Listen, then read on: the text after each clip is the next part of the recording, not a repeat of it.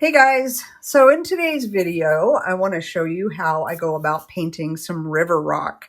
So I have already drawn a sketch into my Artistico Fabriano 100% cotton. This is a 140-pound block.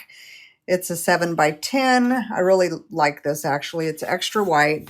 So I've got my sketch already done. I took some time and planned the way I wanted the rocks laid out. And I took a picture off the internet from a landscaping company. I'm going to use this as a color reference, basically. I didn't copy the rocks off of it. So I just want to use it as a reference point for the color. And I have a few colors picked out that I plan to use. I may end up putting more in there later.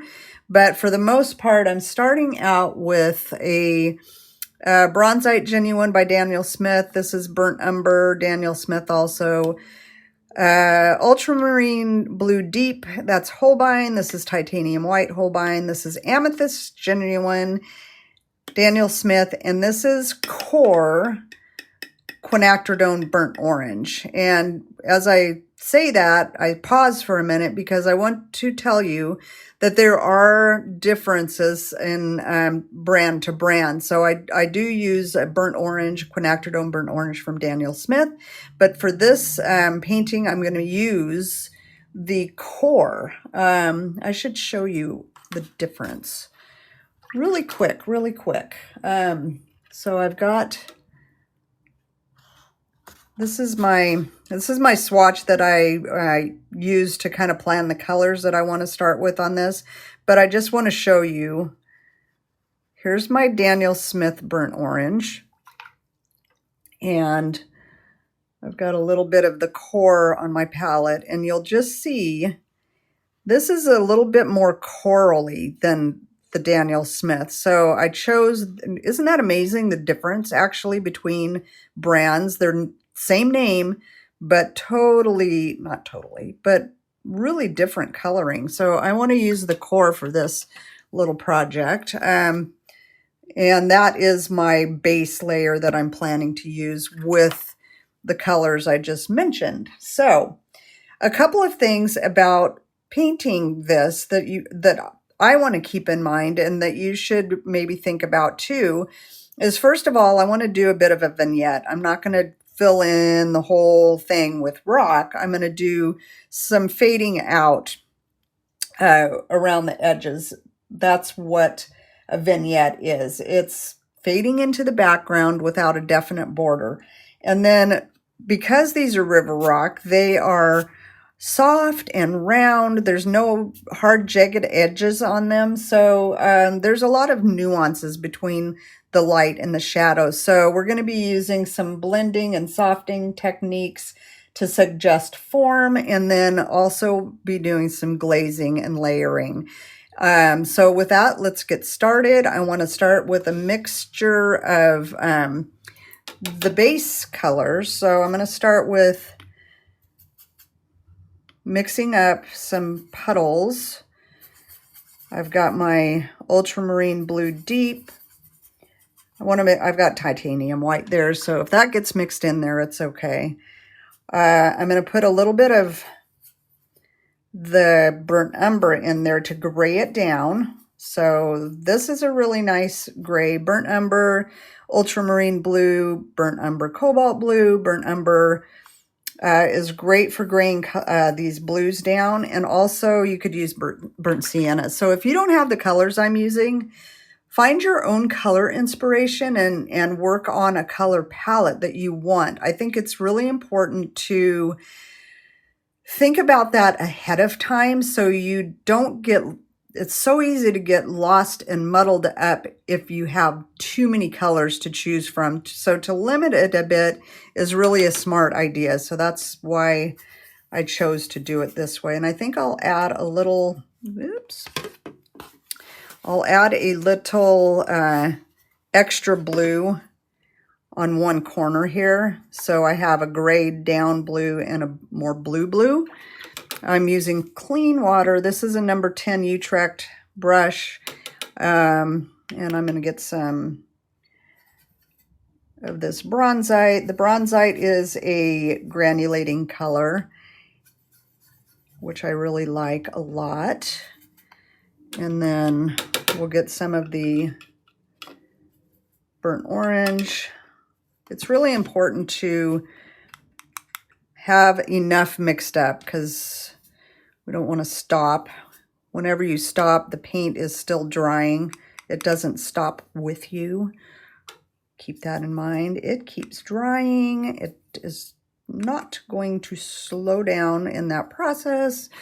And as it dries, it sinks into the paper and you could end up with lines in your wash. So if that happens, there's ways around that to fix it too. And let's get some of this Amethyst Genuine. I'm going to put that right next to the bronzite.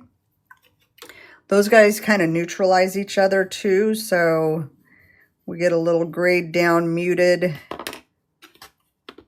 clumsy, little grayed down muted Amethyst Genuine. And since those are both granulating, they're pretty nice together. Also,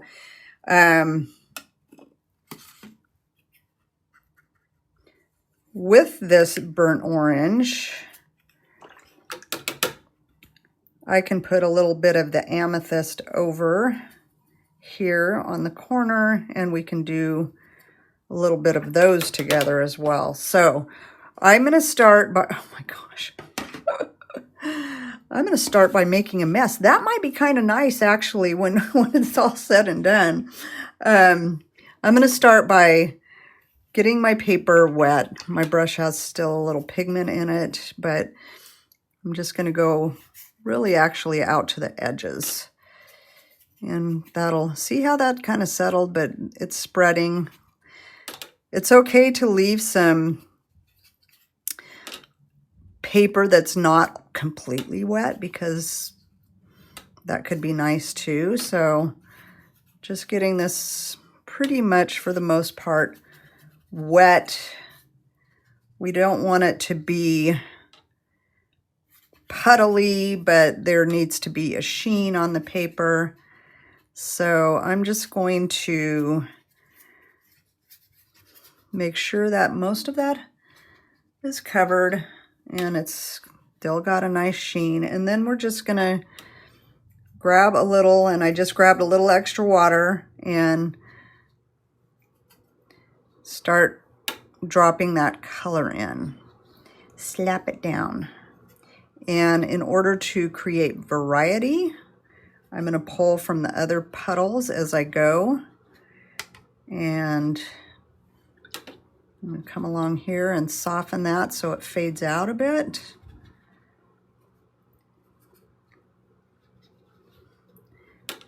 Some of these rocks are going to be lighter, so I'm not going to want as much pigment on them, but just for a little base, we're going to start with this very light variegated wash. This is starting to dry down here, so I want to add a little bit of water.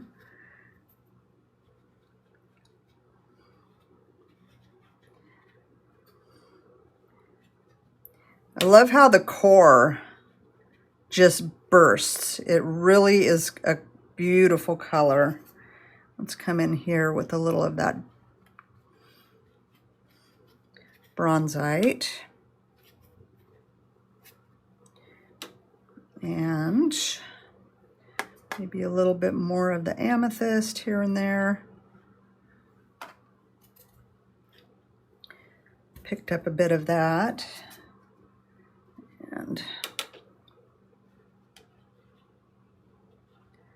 And even with the tip of my brush, I can start dropping in a little more pigment as the paper dries.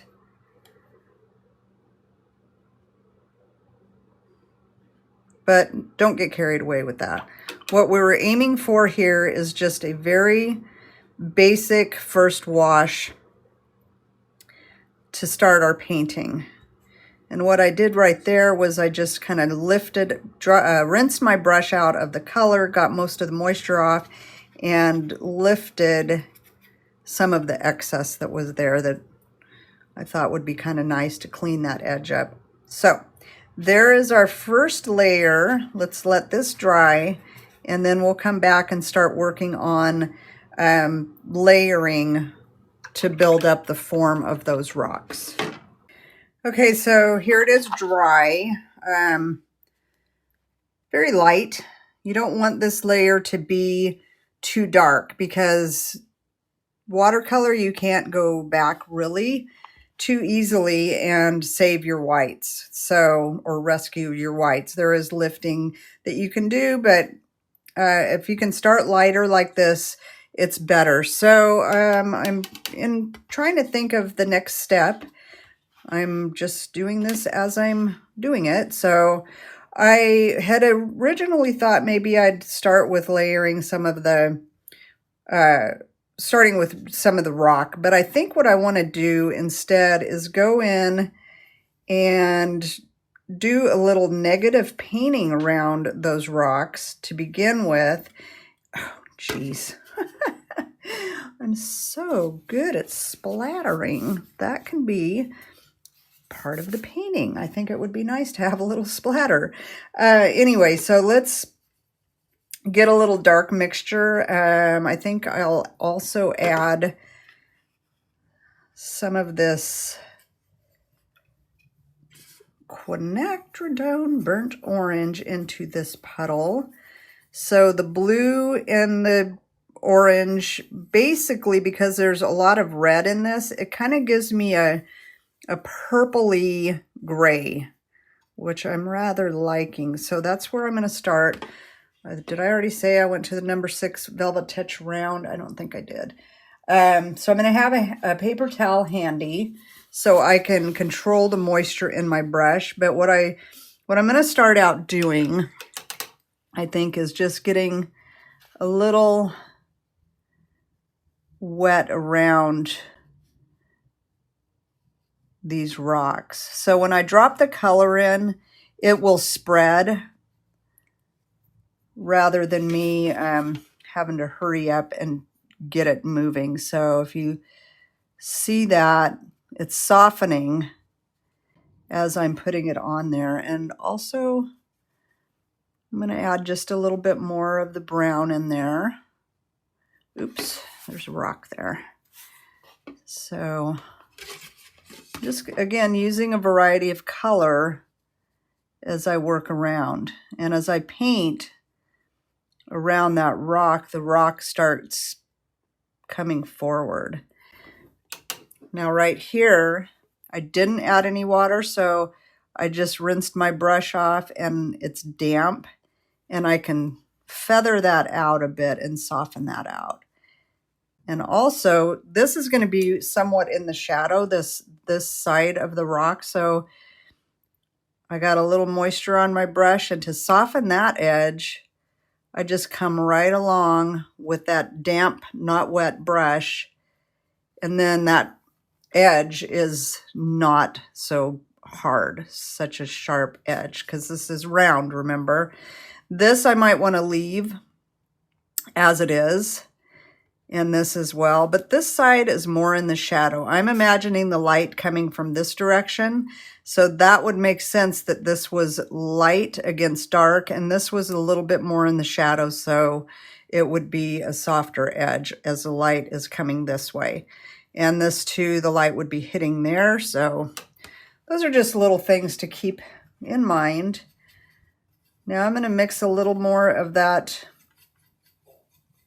bronzite and amethyst together and do the same thing over in here. Keeping an eye on the moisture of my brush. I'm coming right along with wet water and just going to bring it throughout here so it's, oops. Also, I wanted to do a little moisture up in there so we get soft edges in there. Okay, so now I've got my bronzite mixture with my amethyst. This is going to be the hard edge on this side of the rock. And we're going to do the same thing rinsing my brush of color. I want to come and just real quickly soften that edge. So not too wet or you're going to get a blossom. And then let's add a little bit of that blue mixture in there. And same thing on this side. I've rinsed my brush. I'm going to come and just drag my brush along that edge so I get a softer edge on that side, and then kind of feather it out in that direction. And then let's add a little bit of burnt umber and kind of mix that together. I'm just kind of flying by the seat of my pants here. It's not like I've planned ahead. I just go by a feeling. I plan the colors ahead, but sometimes they get mixed and mingled together, and that's okay too. Softening that edge, and so on and so forth. This is the way this whole painting is going to go, is in a similar fashion to what I'm doing here. Over here, as I get on the outer edges, I am doing the same thing, adding moisture, getting the paper wet so it softens. But this time I'm going to go with my burnt orange, and I think I'll add a little bronzite to that. Or actually, I don't know what this is, but I think it's a raw sienna. So I just want that to be a little bit brighter as we come around. This is still a little bit wet, so I'm just going to work around that real quick. Right here could be a little bit darker because the rock is maybe a shadow. But that side we want to have softer because it's away from the light. And maybe this edge can be a little bit like that as well. So soft. And you can always sharpen it up later if you feel like you need to. This is going to be in the shadow. What I love about this brush is you've got a good body that holds a lot of paint and water, but you also have this tip that you can come up on and paint in some of those tighter areas. So that's what I'm doing there. And then this got a little hard, but it still has the ability to spread out a little bit. And I'm just grabbing into some of those extra puddles and dropping in color for the variety. Just something to keep in mind and something to practice. I'm going to keep coming around here and get water, get the paper wet. And then the parts that are a little bit more shadowed in between the rocks, I'm going to add more pigment. I feel like that's just a little too dark, so I'm just going to bring in a little bit of water so it spreads out a bit. A little bit of darker right in here. And coming back with a damp brush, damp, not wet, and just softening that edge and feathering that out a bit. It takes a while to get familiar with the paint to water ratio. So it's a good thing to be practicing until you just have a good handle on it. And then these kinds of paintings become really super fun. I like this one particularly because I can work in between these rocks a little at a time. There's stopping places. And as long as you have a soft edge when you stop, you can come back over the top of that and you won't have a hard line underneath. Come in there. So see how the rocks just start to take on form? I just grabbed a little more of the burnt orange, and that variety is really cool. I'm liking how that looks a lot.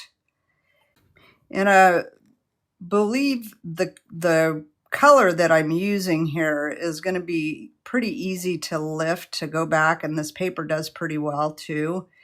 So if there's some hard edges that I'm not liking, I will be able to lift out some color. Okay, so we've got a good little start there. I'm liking that a lot. And let's come up in here. I think we'll work with the bronzite a little bit more. Variety, spice of life, right? We're just going to keep on varying it up a little bit as we come around and negative paint these rocks.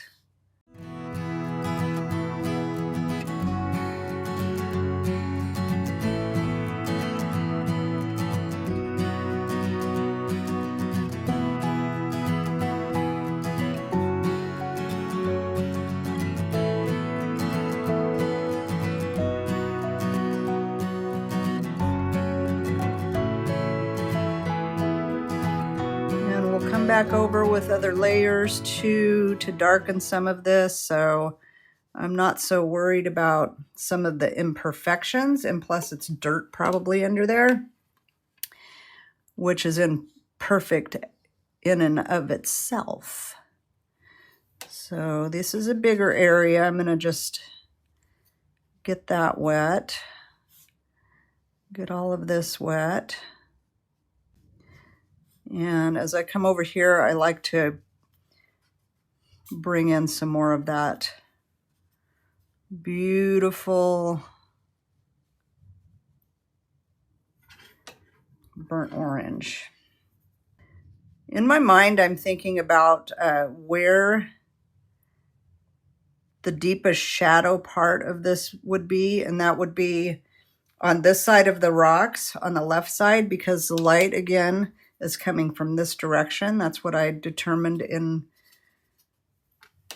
my mind. And I'm just getting a fairly watery mixture here on the outer edges. I want that to be fading out. Rinsing my brush and just picking up some of that color. And I'm charging in a little bit more of the bronzite into that. Now right here, I'm going to soften this edge by rinsing my brush, keeping it damp, not wet, and just feathering that color out until it fades away. Same here, I want this edge to be softer, so I'm just going to drag my damp brush along there and soften that edge. This could stand to be softer too, so get that a little bit wet and have that fade. Okay, I am going to let this dry completely before coming back, but I do like the start that we have here. Good negative shapes, good variety in the color, and we're going to do some more layering and glazing when we come back. So hang tight and I'll be back in a bit. I'm pretty happy with where this is currently, so I'm going to move ahead on trying to get some form with these rocks. And I'm going to start with this guy over here, I think, and add a little bit more shadow and depth to it. Still using my number 6 Princeton Velvet Touch 3950, and I'm going to start by re-wetting this side of the paper and bringing that water a bit over to the top part of that rock. And this is all dried up, but I don't want to spritz it because then I end up with too much water on my palette. I'm going to add just a bit more blue and maybe I will bring in a new color to get a little bit more of a purple than that Amethyst Genuine is. This is Quinacridone Magenta by Holbein. And I'm just going to touch in just a smidge. I wanted a little more of a brightness to that purple. So, and it just kind of mixed in with that blue gives me a little bit of interest in the color. So this is all nice and moist. And I'm going to just touch in some of that mixture, some of that ultramarine blue and quinacridone magenta. And I didn't quite get the water over here, so I'm just going to rinse my brush off and come and soften those edges a little bit. And same over here. And then this side top is in the light more than this side. This side has a little bit more of a warm shadow. So I'm going to work with this Quinacridone Burnt Orange by Core, remember? And I'm just going to touch in a little bit of the blue, kind of give it a warmer shadow feel. And then I'm going to come right along here and soften that up. And I think what I'll do too, just to make this rock a little bit, have a little bit of a warm color to it on the top, I'm just touching in a little bit of the raw sienna or ochre. I'm not sure what that was, but that's a little too much there. So I'm just going to pick it up and spread it around a little bit. Can leave a little light area on the top there. And I brought that down a little further than it needed to be, but I can add a little bit more of the blue mixture. And then I'm just going to take off some of that moisture from my brush and kind of feather that. I'm going to feather that around. Feather it a bit more. So that's pretty good. Maybe a little bit more of the gray part of this mix on the bottom edge there. And I'm probably going to come in and deepen the area in between the rocks as well. So I'm not going to do too much over there at this point in time. Just want a little bit of shadowing, a little bit of light, and then we're going to move on to our next rock. And here I might just bring in a little bit of this titanium white and come over to one of these pinker looking rocks. And I just started by plopping that paint mix right on there. It was on my brush. I didn't want to lose it, so can also come along the edge of that while it's wet and let those two colors mix and mingle. And I kind of like how this little area here is just kind of a harder edge where the paper was still light. So I'm going to leave that alone and let that kind of do its own thing. I think I want to get a little bit of this and strengthen this side here. And then we're going to kind of keep moving around these rocks in similar fashion.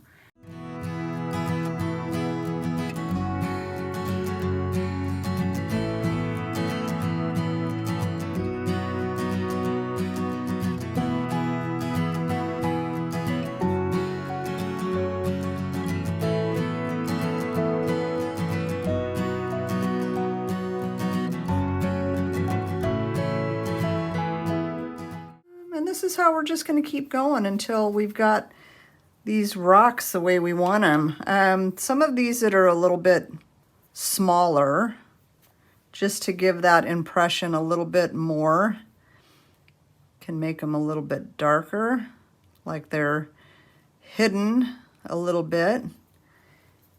And let's bring in some burnt umber, a little bit more burnt umber, and make this one a more brown. I'm going to just add a little bit more burnt orange in there.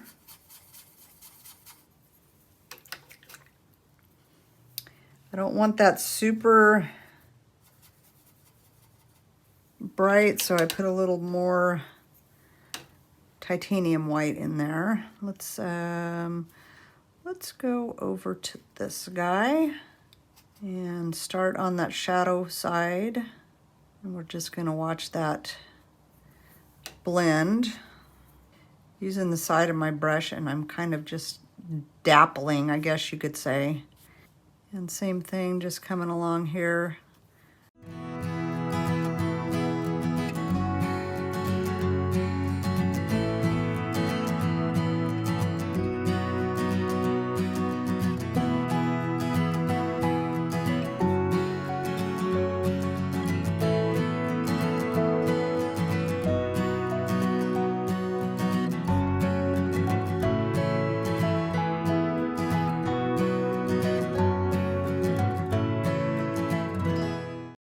I think I'll bring in a little bit of cobalt blue to this. I'm just going to put it right in the same area here. Just a little different blue.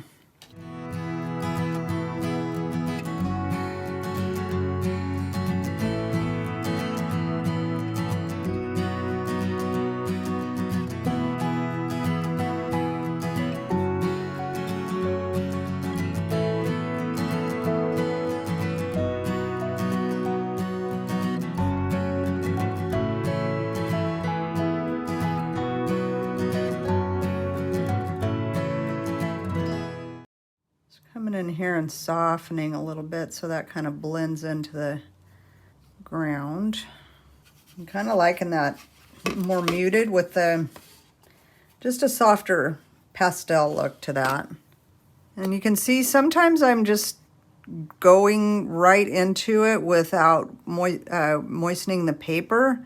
I have it on my brush and I don't want to mess up. Not mess up, but waste that paint that's on my brush, so I just came right over. I didn't want to rinse it out of my brush. Buff titanium is one that I just have been experimenting with recently. It's not something you can really mix.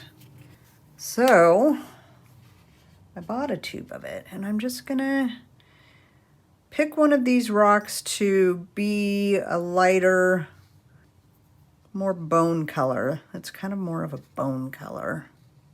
Still thinking about that dark side, thinking about the shadow. Pulling in a little of the Amethyst Genuine mixture. Don't want to get it too dark though. Maybe I'll go in with a little bit of white. On this one I decided to leave a little open area where I didn't put pencil, and I'm just going to fade the rock out, leave the paint away from that open edge.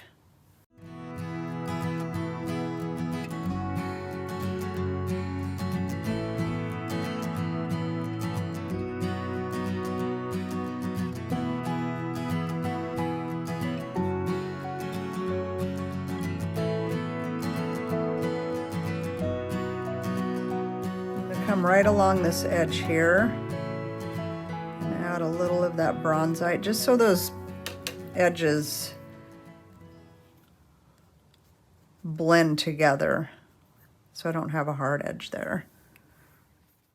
And that's a pretty bright color right there all by itself, so knowing that this amethyst is going to neutralize that a bit and gray it down, I'm just going to touch in a little bit of that. White too. Don't want it to get too bright because I want this to remain soft, so I'm going to leave that alone for a minute. I can see that there's going to be, it's going to be easy to lift when I want to do that part of it. And I'm going to let that sit for just a minute and dry. Moving on, let's start to get some of these outer rocks. A little bit of purple. Didn't like that. Too much water.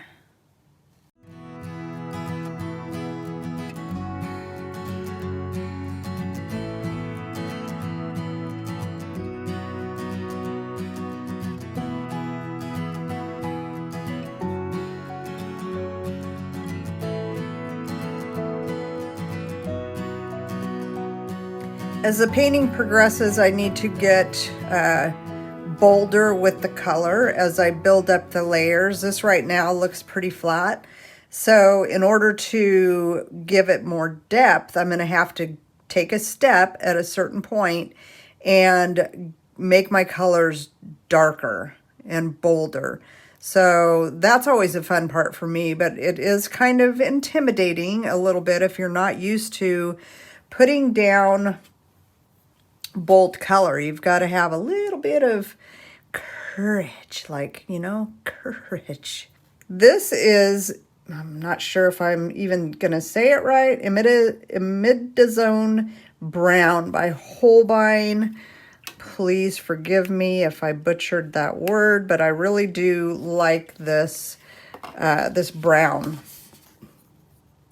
It's a lot like the burnt orange, just a little bit more brown in it maybe, so we're gonna go with that. And I'm gonna put a little bit of that cobalt blue into that mixture and get a nice dark. Let me get some of that paint off my brush.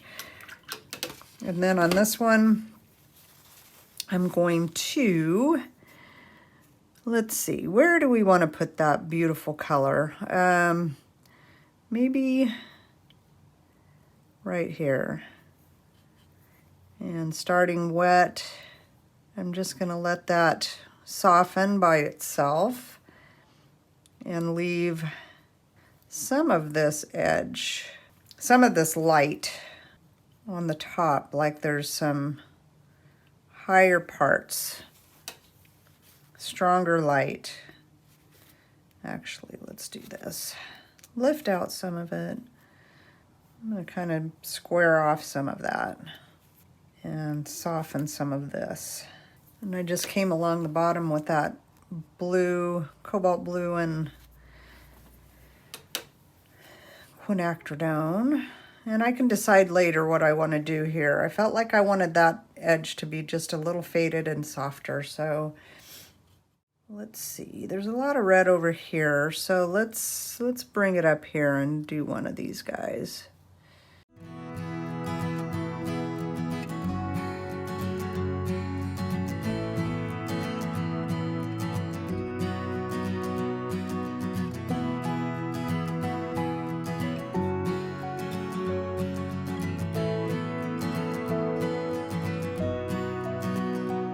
Liking the little touches of purple here and there.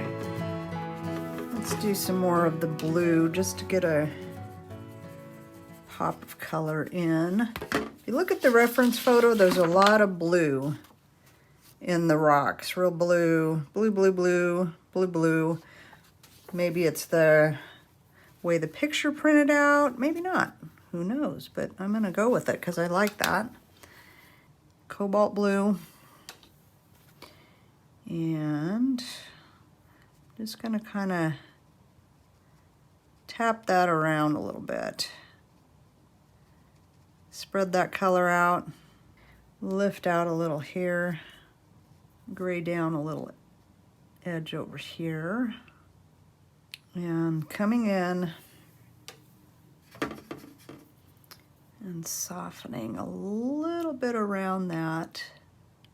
As I glaze over the top with that extra burnt orange, it also is creating depth as we go. I mixed a little bit of burnt umber in with my yellow ochre. Now we're getting a pretty good mess going here, so I might just throw caution to the wind and go with that and see what happens with my color. Soaking a little of that up. It's pretty gray right in there, that puddle that I got. So I'm just going to start pulling from what I've got. Stop thinking so much about where to place the colors and just try to balance it out. I'm not going to stop thinking about it, but I'm going to just go with instinct for a bit here and grab the colors on the fly, so to speak.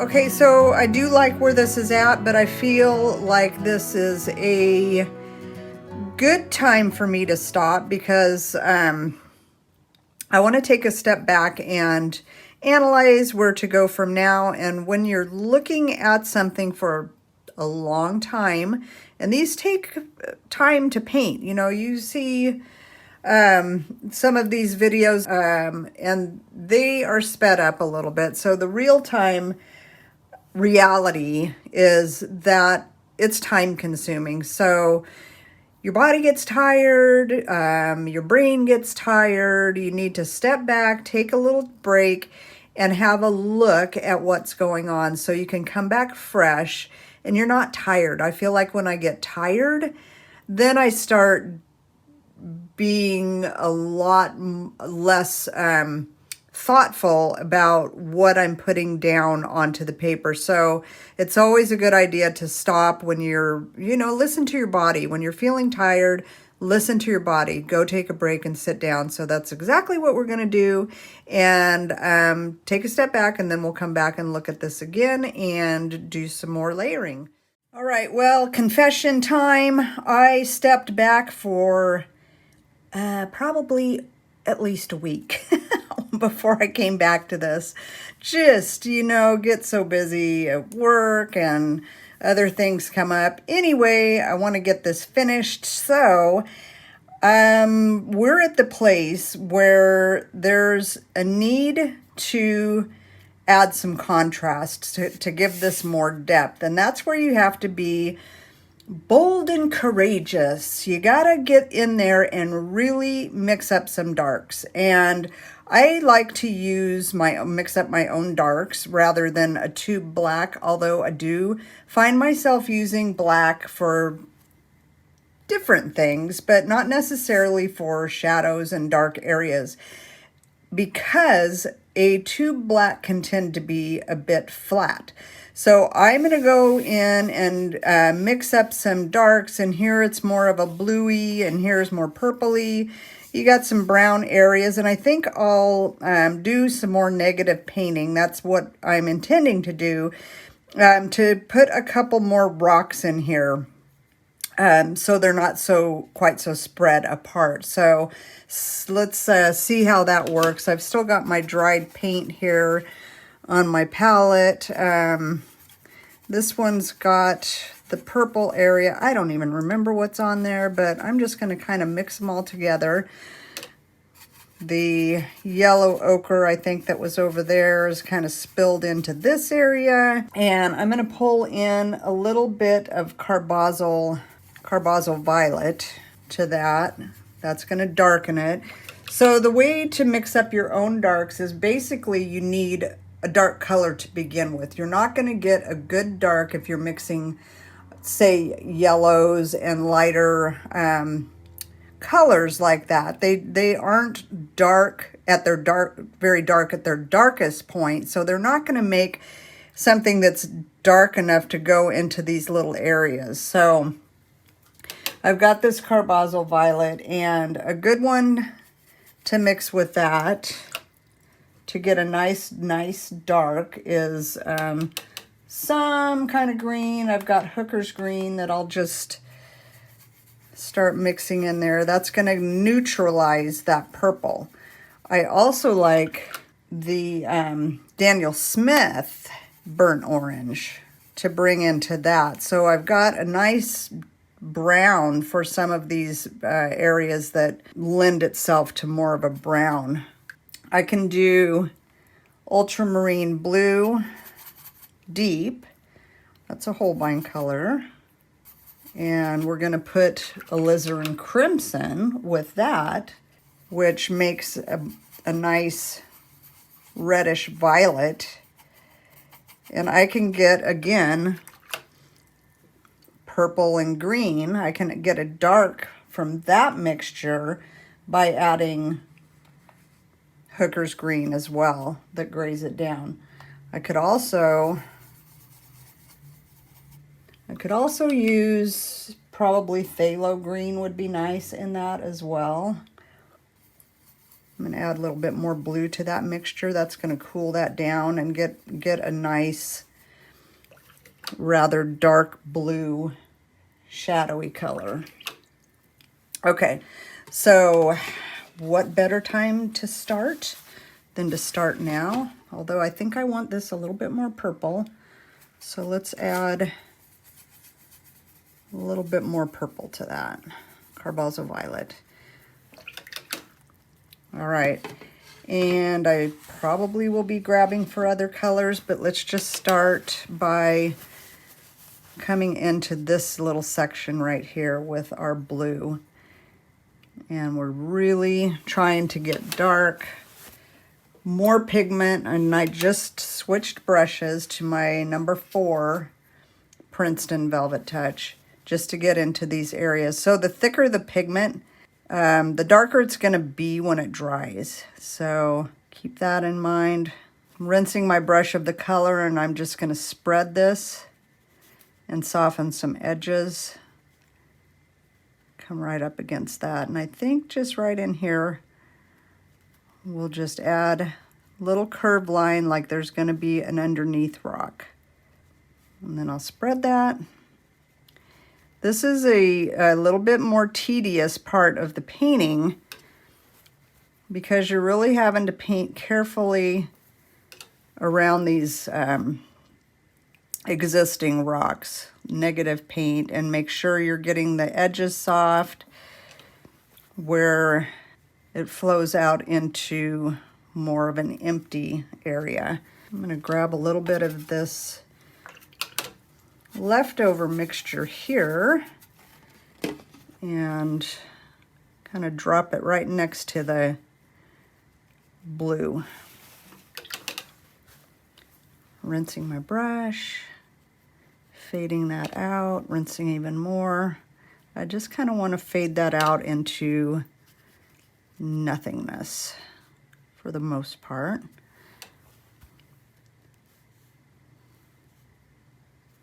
Water, I'm going to come right around that little guy, softening that edge a little bit by brushing off the excess moisture and coming right along the edge of that. Okay, so now you can see what that does to bring this rock forward. I think I do want to soften that a bit while it's still wet by just touching in my damp brush and a little bit more pigment. Let's come over here. We're going to go with our purple. I'm being careful not to be too heavy-handed because the pigment underneath can get, you can disturb it. Some of it more than others. This over here feels like it's going to lift a little bit easier, so I want to be a little bit more light with my touch. And I'm just dropping in the purple mixture. It's a little bit browner. Come right around those rocks. I wet the paper, the dry paper, and right here, I'm going to imagine there's a rock underneath there as well. And we're just going to keep on painting these negative shapes, painting around the rocks that are already there. I'm not liking that so much. I'm going to fill that right in. So we'll let that guy stand alone. Come right up into here. A little bit thicker, less water, more pigment. And coming around. And just remember to play the game of light next to dark, dark next to light. I'm going to come right along that edge with a darker version of this and make sure I've got a nice soft edge there. Rinsing my brush and softening that. And we can layer even more as we go. If it isn't dark enough after this layer, it's no problem to go back in and layer some more. It's an awful lot of pigment right there, so I'm going to spread it out a bit. Coming in with a damp, not wet brush and softening those edges. Feathering them out so there's no hard lines left over. And this is okay. I kind of feel like that's kind of a nice look, so I'm going to leave it. And over in here, we were getting into more of the browns. So I'm going to grab some burnt umber and some of that ultramarine blue to gray that down a bit. And maybe a little burnt sienna. Till I get it to the point where I think it's dark enough, think it's thick enough. And then come back over and moisten that area. There's a little line here that looks like it would be a good place for a rock to be, right in here. Just going to continue that to wet that paper so it gives me some soft edges. And it's okay to drop in a little of those other petals too, just to add variety. Softening, softening. Once you learn the paint to water ratios, this becomes easier and easier. So keep practicing. I always have a paper towel handy so I can control the moisture in my brush. Rinse and get the excess off of there. Come in here and just softening. This little guy seems a little bit on the bright side, so I'm going to just dab on some water and let some of that paint flow onto that rock. This rock here is dark. I can lift out some highlights later like we did earlier on in this, because that area behind it is dark too, so it might be too close in value, so I'm going to darken that right there. I just grabbed a little of the yellow ochre to put into part of my mixture. Darkened it up without getting it too dark, but I wanted it to be kind of in that sandy dirt color, so I'm going to pull in a little of the Amethyst Genuine. It's got a nice sparkle to it. Just a little lighter shadow from that. I'm just remembering to fade those out. I didn't intend to detail this too much around the edges. And this is rather watery mixture here because I'm wanting it to be lighter yet still have a value shift from the rocks.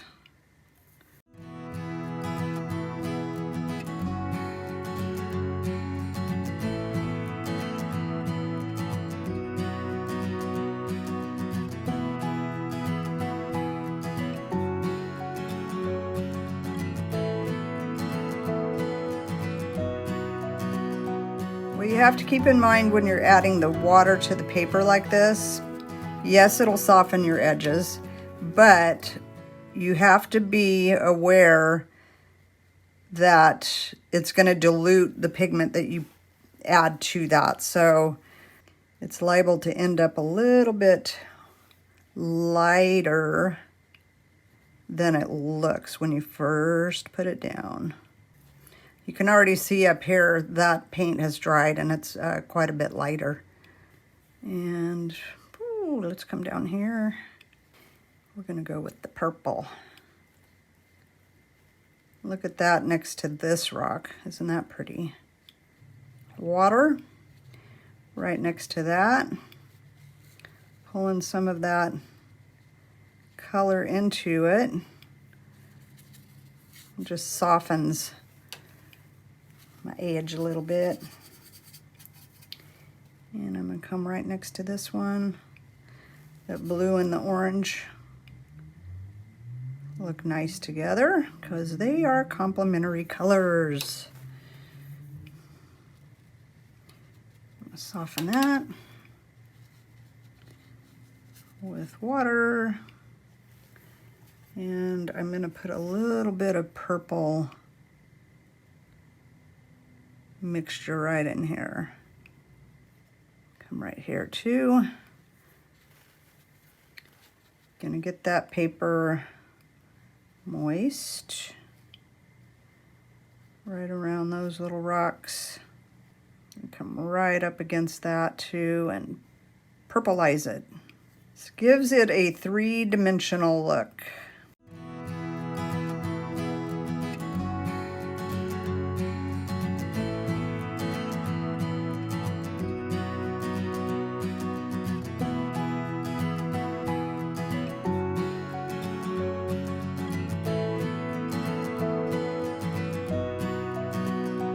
Okay, really for the most part, you've seen all really that you need to see about softening the edges, about negative painting. There's a couple of things that I would clean up in this. Like that edge seemed a little bit too pointy, I guess you could say. And also adding some texture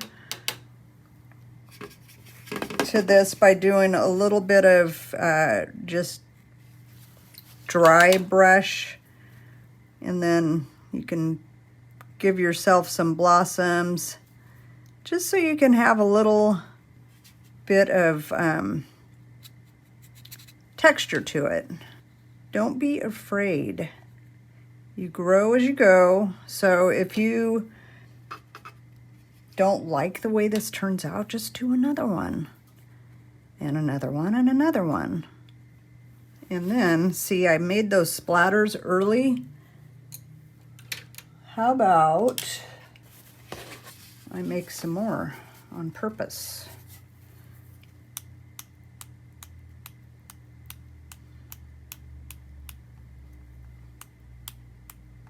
Some of this paint is still a little bit wet, and so it's not staying in one spot. Some of these can be softened, or you could even blot. Up here I can add a little bit more water and just give it some texture. You see, dragging those bristles. Tissue. That way they don't stand out maybe quite so much, but you've got some fun texture. Do a real watery mix.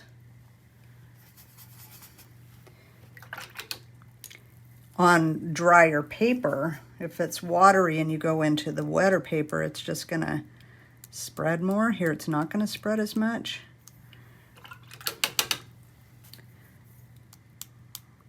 Which I kind of like a little bit more.